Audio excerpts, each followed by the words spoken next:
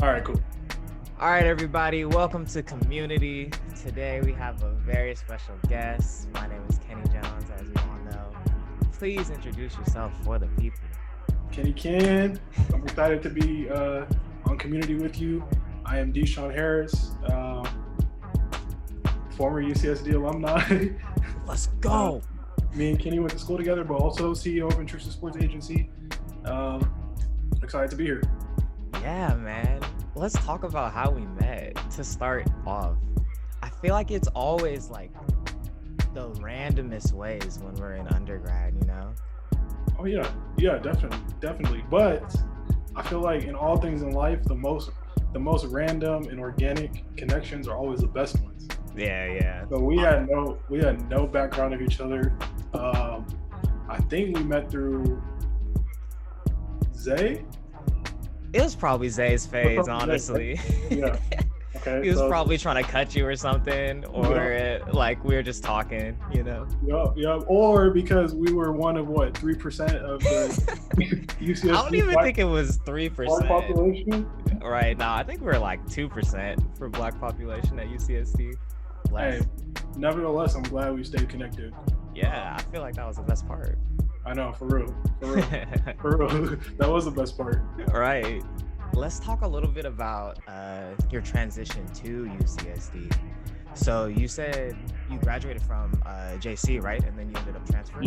Yeah. So I graduated high school in 2015. Yeah. Coming right out of high school, I got into some schools, but not any of the schools that I wanted to. So I didn't get into UCSD initially. I didn't get into UCI. Right. I didn't even get into UCLA.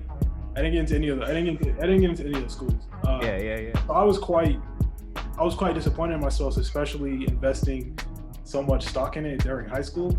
Yeah. In retrospect, I would tell everyone just to enjoy your high school and just get good grades. Don't worry about college at all. Just make sure that you're on the right path. Right. But for me, I didn't get accepted into any school, so I come from a family to where if you want something, you're gonna work for it no matter what. If you have a dream in mind, you can, as long as you remember it's achievable, then it's not gonna be inconceivable for you. Right.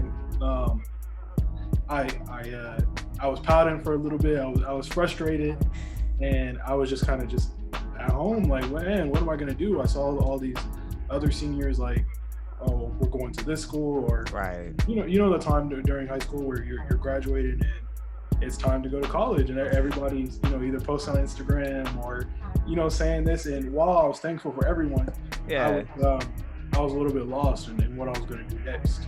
But like I said, coming from a family to where self-sufficiency is key, my parents basically told me just to like get up, get up and figure it out. All right. Basically, like, what are you going to do next? So I devised a plan. I don't know if you remember College Confidential. Yeah. So College Confidential is a tremendous resource for a lot of high school students, kind of like a Reddit sphere. Right. A forum space for kids who want to get into college. So I went into College Confidential, and I was like, man, has anyone ever transferred in a year? Yeah, you're trying to do it direct. Has anyone ever transferred in a year? Like, is this possible? And I saw like one or two cases to where kids had AP credit or even just went to JC. So I was like, okay, I know it's possible in some way. I don't have as much AP credit. Actually, I only had 4 AP credits, so not much at all. I think I had 4 too. Yeah, so not much at all. That's another. Hey, the AP system might be a scam, but that's a story for another time. For another time. But I met with the counselor, and I basically told her my plan. Like, hey, am I able to get these classes? What can I do? And she basically told me that it wasn't achievable again. So another roadblock. You know, right. She kind of just told me like, hey, I don't know anyone who's ever done this. But one thing I can say is, although that she didn't believe in me, she gave me the opportunity. So what she did was approve me to take overload courses, which was about 24 units in a semester. So she said that I'll let you do it. I don't know anyone who's done it before, but you can do it. You could try. You could try. Right. So that summer out of high school, basically while I was finishing my senior year that spring, I started my first community college course. My first 2 community college courses, I started basically my last semester of high school. Those last like month before you're graduating. Right, you're doing like the senior sunset and all that stuff. Yeah. So I was like, I'm gonna I gotta get to it. If I want to be where I'm gonna go. So I took 2 classes during that summer, another 24 during fall, another 24 credits during fall, which was about, I think, 8 classes or so, and then another 8 during the spring. Sheesh. And when I could say it definitely took a lot out of me. Yeah. But I would say, I guess the main theme again is just like, although you haven't seen anybody do it, doesn't make it unachievable. Right. So thankfully enough, I ended up, doing all those classes within a year, about 18 classes total, 64 units, and I ended up getting into UCSD that next year, and that was the first time, or one of the first times to where, no matter what, I knew that as long as you have work ethic in something and self-belief, that you can achieve almost anything, or as long as you put yourself to it, you could at least compete in the what you want to. You could step into that arena and know that you at least have a chance. One funny story about that is, during that winter intersession, I was taking so many classes. It was the hardest period. It was like right in the middle, and I ended up failing one of my classes. Right. It was just like, I had so many classes, I forgot. You literally didn't even go to class. You're like, oh, I had to do that. Right. So I forgot about most of the class. I tried to get it in at the end, but I just ended up not passing. I think I got a D. I remember that. And I thought everything was over. Because when you fail any class, that heavily, significantly weighs down your GPA. But since I was taking so many classes, it didn't hurt me that much. Yeah. So I was scared. I was like, man, everything I'm doing is for nothing. But luckily, to make the story short, I was able to retake that class in the spring, and I got into UCSD after all, and I was happy about it. So that means, though, that like when you transferred to UCSD, it was nothing. Like, did you feel like you were prepared or ready, like versus maybe coming out of high school? See, I felt like I grew as a person. Yeah. In any time of adversity, in any season of adversity, you grow as a person more than anything. Right. So I was still capable. I still felt I was capable academically, nevertheless, coming out of high school or not. Yeah. Because I think that although AP test may be a little bit damaged, the curriculum prepares you, at least in a sense, for college, or at least your freshman year, I would say. Right. That organization is still there. Yeah, the organization that you're going to need and the structure that you're going to need. So academically, I always felt prepared. But the growing that I did in that year, and having to walk through the valley of adversity really helped me grow. And it ultimately made me prepared to step into UCSD. I think I was 19 years old as a transfer and just like ready to go. I think I was like 19 turning 20. So, yeah. And then we met like shortly after. Yeah, we met shortly after. And once I got to UCSD, I kind of put the academic thing on the side. I was like, man, what I just did, let me just enjoy La Jolla, man. Let me just enjoy everything about this and kind of just have steady academics, still do well, but I definitely would say once I got to UCSD, I kind of put the academics on the back burner and wanted to enjoy life a little bit. Yeah, it's easy to do in La Jolla. Yeah, definitely, for sure. I miss that place all the time, honestly. Man, right? Thinking back, just waking up, you see the beach right there, you can go, and it's like a 10-minute, 20-minute, whatever minute drive, you know? Yeah, I had the benefit of living in the transfer community too. Oh, the village. Although I was one of the youngest transfers, I had the benefit of, and that was what, like, to me, for me, that was 3 minutes away from the beach. Yeah. And I could look outside of my window and I had that ocean view. Oh my God. It was a blessing. It was a blessing, truly. It really was. Absolutely. So let's talk about more blessings. So when did this blessing of sports come into your life? Like, has it only been basketball? Has there been other things you liked or tried?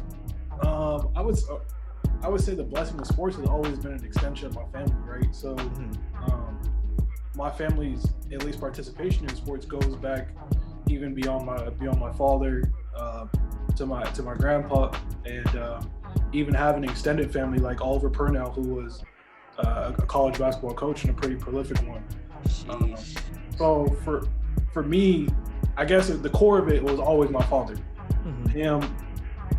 Him talking about his experiences within basketball, especially growing up on the East Coast, and kind of just highlighting his participation and the joy that he's gained from the game.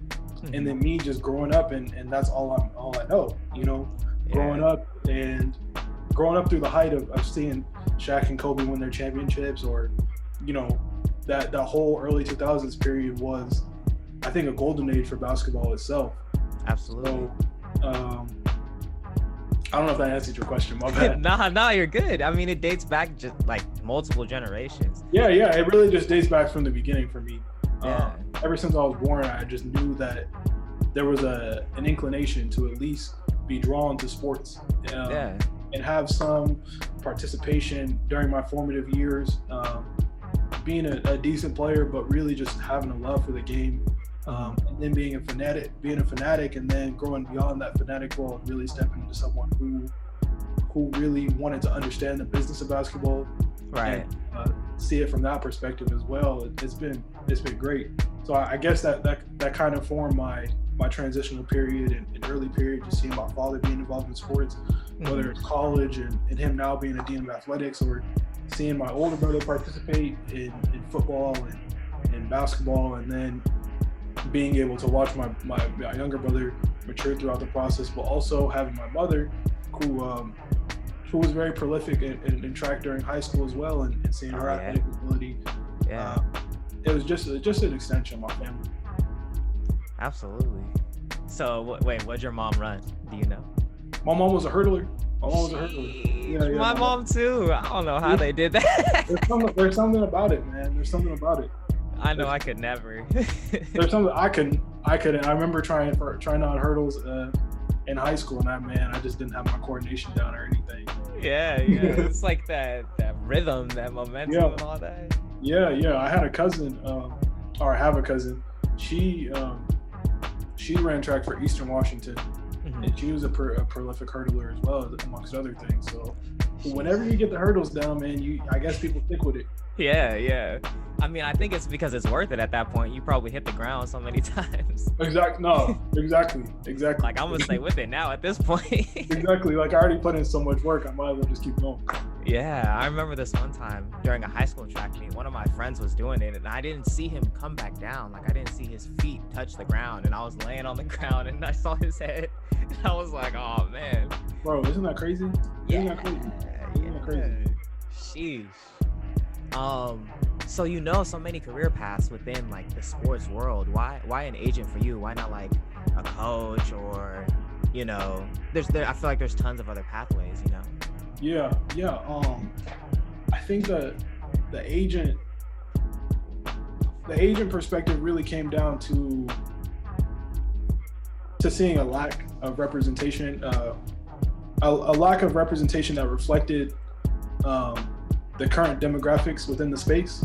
Right. And then also the intimate connection that agents can have with their partners, members, or clients, or however you want to call it. But I saw a deficiency.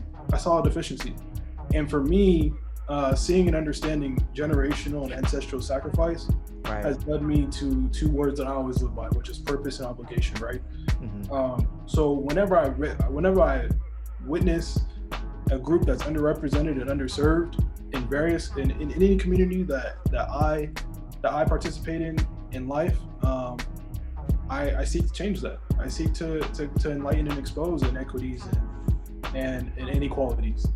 So this just happened to be a space that I was able to observe growing up, and for me, I saw at least people not cherish the connections and partnerships that they had with dudes that they represented, or I just saw a lack of understanding, culturally, socially, internally and externally, that still needs to be changed today. So that was kind of my path.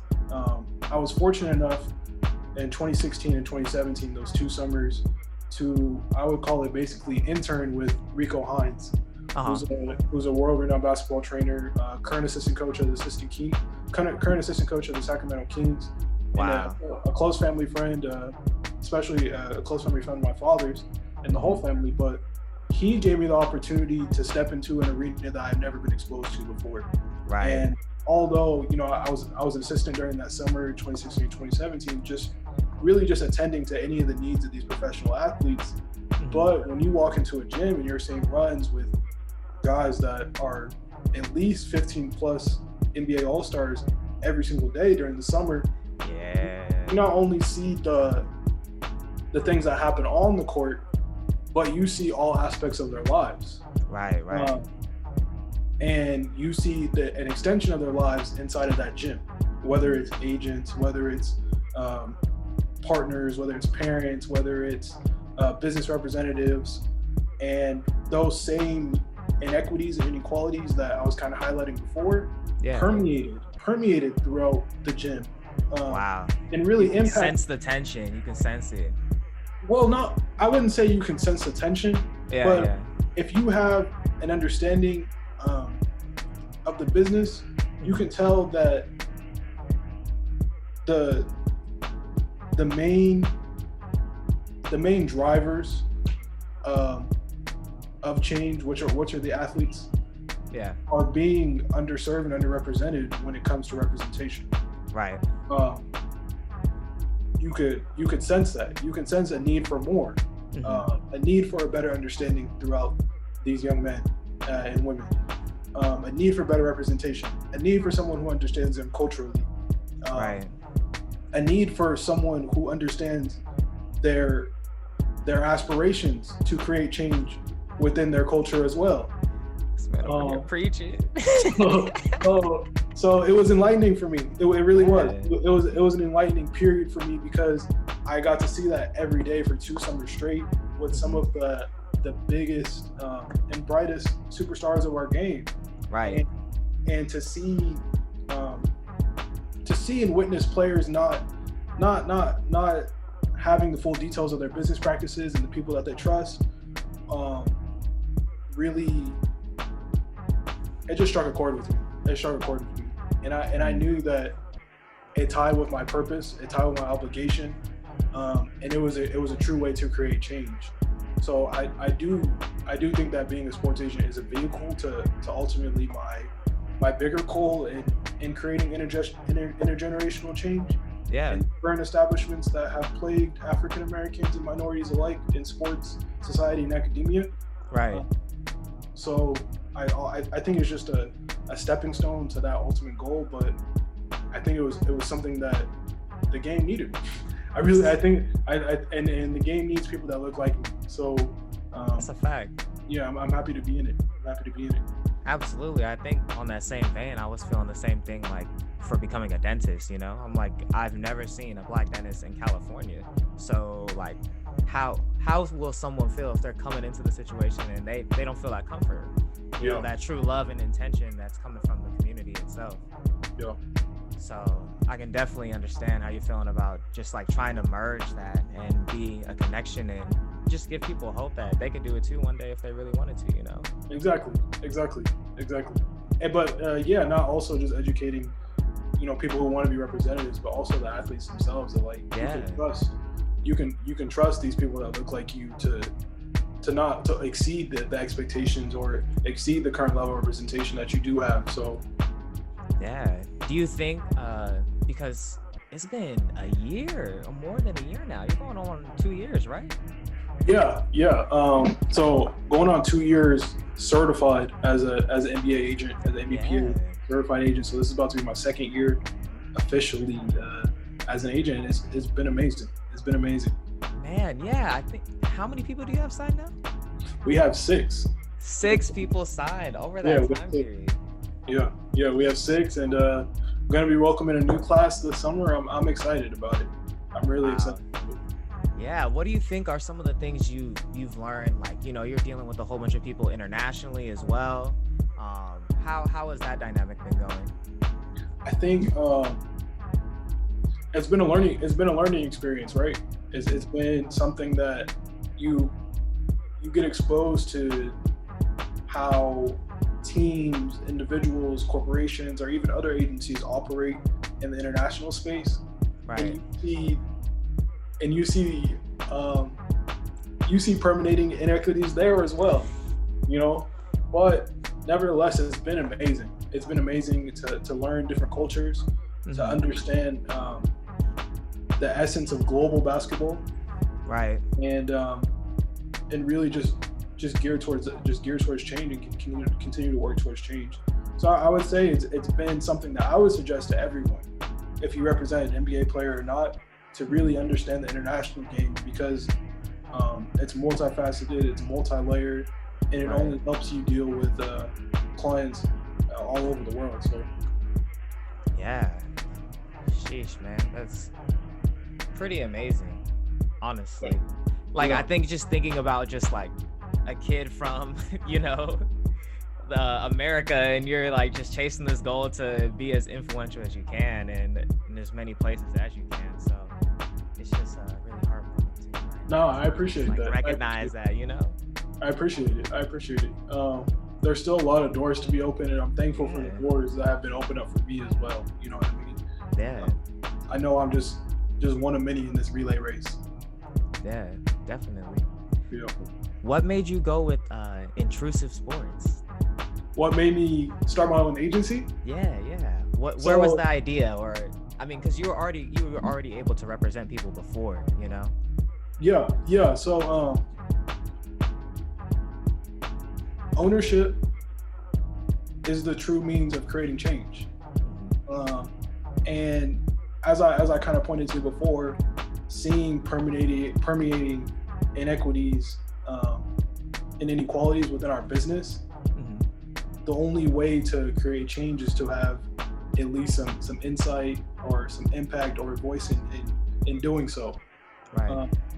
However, I was very fortunate to have a company basis, a legitimate company basis, registered paperwork through the state and the government, all through the foresight of my father. Right. My father's my hero. He's an absolute genius, and he set up this structure for me before I even graduated college. Wow. He knew what I wanted to do.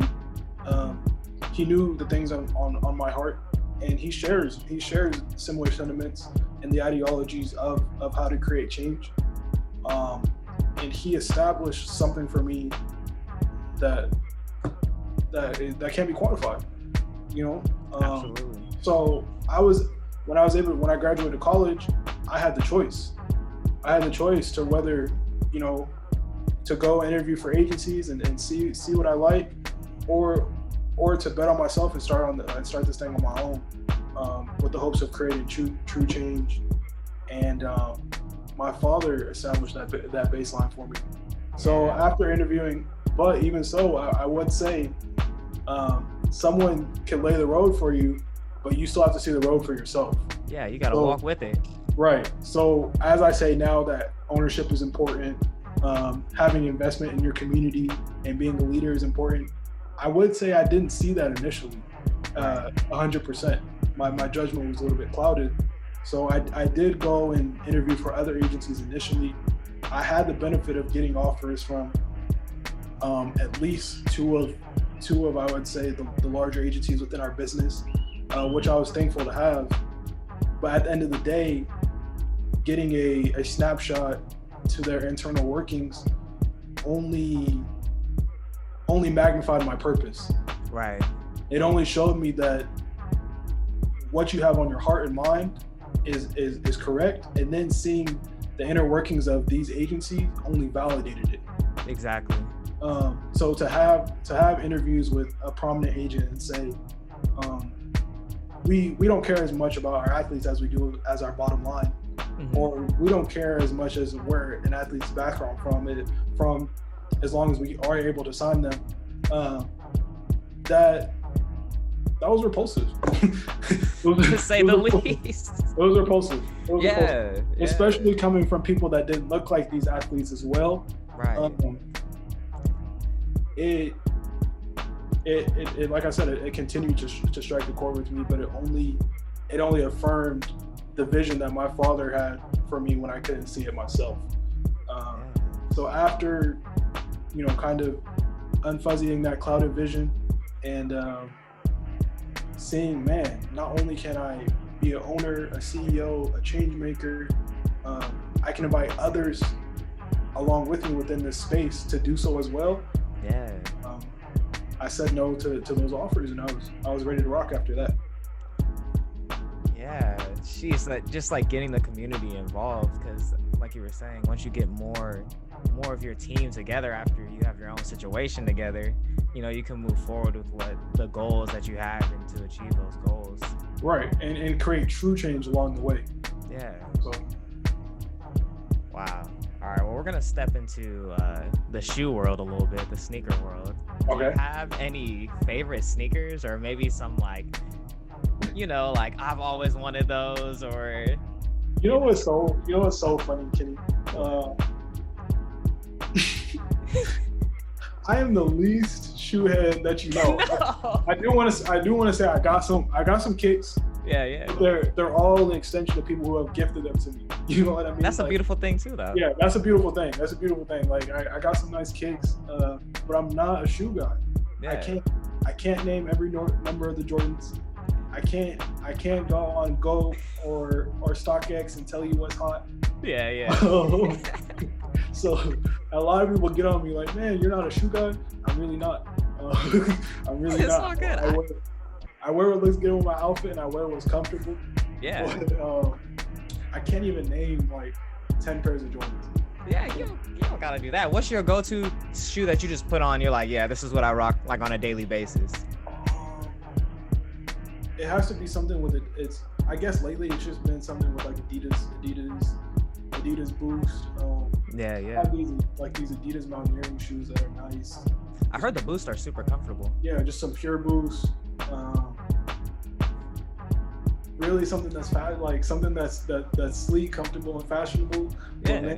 I am not. I like clothing, but I'm not a shoe guy whatsoever. So yeah, it's all good. I have another question for you. Okay. But I think this might be one of the last ones. But what does this Black History Month mean for you in Intrusive Sports? It means everything. I mean, not to even just put it out there, but it means everything. Yeah. To understand how far we have come in America, in American society, and not only the place that African Americans have played in the development of America itself, right? But the role that athletes have played in the development of American culture, and exposing inequities within our culture and society. It leaves me at a loss for words, right?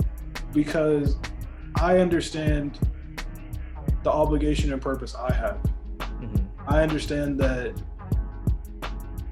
So okay, I've been reading a lot lately, and there's this concept. It's called the Red Queens race, and I think it's like Alice in Wonderland or something like that. But anyway, she goes to this different land, and she meets a queen, and they're connected, and she's talking to the queen, and she's like, "Hey, queen, like I need to go to the market or something like that," you know. And everyone's mode of transportation is either walking or running. So the queen and the Red Queen and Alice, they start running, right, to get to where they're going. But they're not going anywhere. They're not going anywhere at all. And Alice stops the queen, and she's like, "What's going on? I'm running here. I'm running as fast. I'm running as fast as I can, but I'm not getting anywhere." Right. And Queen explains to her, "In this land, you have to run 2 times harder, 2 times faster, just to get to where you want to go." Yeah. So that's the way I view my life as an African American within the society. Not only am I running a relay race, I'm running the Red Queen's race. Right. So not only did I take the baton from the ancestors that have sacrificed so much for me to be here, but I have the obligation to run twice as fast, just to get to the next place, to hand it off to someone else. Right. And I would say that's Black History Month, Black History Year, Black History Life. Right. Black life is, I think, a clear example of that race that we have to run and pass off to the next generation. So absolutely, and there's a lot of hope there with people like yourself. I appreciate it. I think once we understand how far we've come in such a short amount of time, then we can be more grateful for what we currently have, but also we can put our foot on the gas knowing how much we deserve in this society or as people within the society. So right, and how much power we have once we do like connect and link minds and really push for the change that we could see. Exactly. Man, is there anything else you'd like to address the people with? This was so great. I think I would like to challenge everyone, and this is a challenge I've laid on myself, just to be grateful, to understand that one, not everyone gets the opportunity to live. So just being born is an amazing feat in itself. Right. Not everyone even gets the opportunity to live in America, or to live in a thriving first world country. But just continue to be grateful for the little things, the big things, and everything in between. Because as fast as they got here is as quick as they can go away. So absolutely. Yeah, man. Well, I want to thank you for your time. Thank you for being a guest on Community. We're definitely we have to do this more often. We were talking every month before. I know. We got to get back to it. We've been grinding though. Yeah. And this won't be my last time on Community. I'm thankful for the platform that you offer. You've had some amazing people on. I've seen almost every episode. And I'm just grateful for the opportunity to be here. And know that anyone viewing, reach out to me, and I'm more than willing to help in any way possible. So absolutely, if y'all need those connections, let us know. We're gonna have your Voyage interview too connected to I appreciate it. Stuff. Appreciate it. We're gonna have all the links. When can we get some merch? Hey, coming soon. Actually, when can you get some merch? I might have to send you some. Yeah. For real. All right, man. Thank you. All right, man. Appreciate you. Community, thank you.